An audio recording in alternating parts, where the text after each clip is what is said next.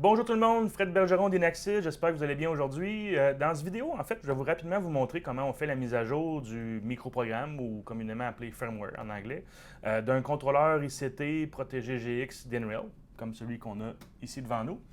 Donc, essentiellement, c'est très facile à faire. La raison pour laquelle je montre ça, c'est qu'il y a eu une nouvelle version relâchée dernièrement, puis on a eu quand même pas mal d'appels de clients qui voulaient savoir comment le faire. Mais surtout, aussi, je vais vous montrer qu'est-ce qu'on a à faire ou à vérifier après une mise à jour de firmware. Parce que parfois, changer de version de contrôleur va aussi changer la base de données à l'intérieur du contrôleur. Donc, il se peut que même qu'il y ait eu une réinitialisation par défaut puis qu'on ait besoin de télécharger dans le contrôleur. Donc, dans ce cas-là, souvent, on a besoin de faire un update, ou plutôt une mise à jour des modules, pardon. Puis aussi, d'aller s'assurer que nos partitions sont armées, que les services pour rapporter la centrale sont démarrés. Si on a des fonctions programmables, il faut les démarrer aussi. Mais c'est très rare que ça se fait comme ça, mais d'une manière ou d'une autre, l'état de santé du contrôleur va vous dire quoi faire après la mise à jour. OK? Donc, voici comment faire. En fait, je vais vous montrer comment le faire en fait directement dans le logiciel Protégé GX. Souvenez-vous aussi, c'est possible de le faire par l'interface web du contrôleur, mais quand on a plusieurs contrôleurs à mettre à jour, puis des fois on n'a pas nécessairement accès à la page web du contrôleur si on a seulement que certains ports qui sont redirigés vers les contrôleurs. Donc, ce qu'on fait, principalement, on va dans la section Site, Contrôleur, on va faire un bouton droit sur le contrôleur, on va choisir l'option de mettre à jour le firmware. Et là, on va aller chercher notre fichier qui est ici.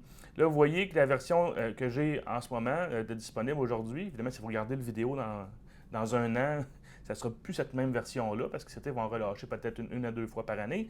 Donc, c'est la version 2.08 qui ne change pas souvent, mais ce qui change, c'est vraiment ce qu'on appelle le build du firmware, c'est la version 14.11. Okay? Donc, ça, c'est la version en date d'aujourd'hui qui est la plus récente. On choisit le firmware, comme ça.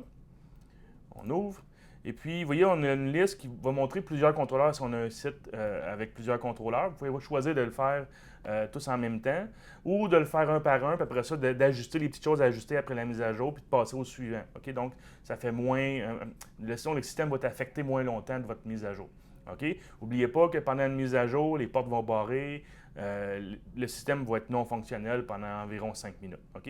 Donc maintenant, je vais cliquer sur le bouton mise à jour. Ça va prendre environ, comme je disais, 5 minutes là, pour la mise à jour.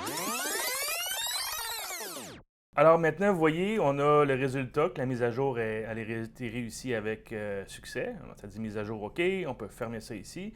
L'étape suivante, ça c'est très important, jamais quitter un site en GX ou en WX de ICT sans regarder ça, c'est l'état de santé du contrôleur. Fait que si je fais bouton droit, l'état de santé, vous voyez, avec la mise à jour que je viens de faire, dans le fond, parce que j'ai repoussé la même version que j'avais déjà, ça me dit seulement que le contrôleur a été redémarré. Puis ça, c'est le message qu'on peut nous-mêmes effacer, comme ça. OK? Donc, vous allez voir dans les prochaines secondes, déjà, c'est déjà fait. Dans le fond, l'état de santé du contrôleur est OK. Mais dans le cas où vous avez passé, par exemple, d'une version X à la version 14.11 ou plus récent, la majorité du temps, vous allez voir que les partitions vont être complètement désarmées. Fait qu'on doit aller armer les 24 heures sur les partitions. Regarder aussi les services de rapport à la centrale pour être certain qu'ils sont démarrés. Puis aussi les fonctions programmables là, pour être certain qu'elles sont démarrées. OK? Donc, très simple. Vous voyez, on voit aussi comment on peut faire une mise à jour du microprogramme d'un contrôleur d'Inrail ICT GX à partir du logiciel GX. J'espère que vous avez aimé la vidéo. N'oubliez pas d'aimer la vidéo, de nous suivre sur YouTube pour être à l'affût de nos nouveaux vidéos qui sont relâchées. Et si vous avez besoin d'aide au niveau soutien technique ou soutien aux ventes, il faut aller sur le site d'Inaxis.com pour trouver les liens pour nous rejoindre. OK? Alors, merci d'avoir regardé la vidéo. Fred Bergeron d'Inaxis. À bientôt.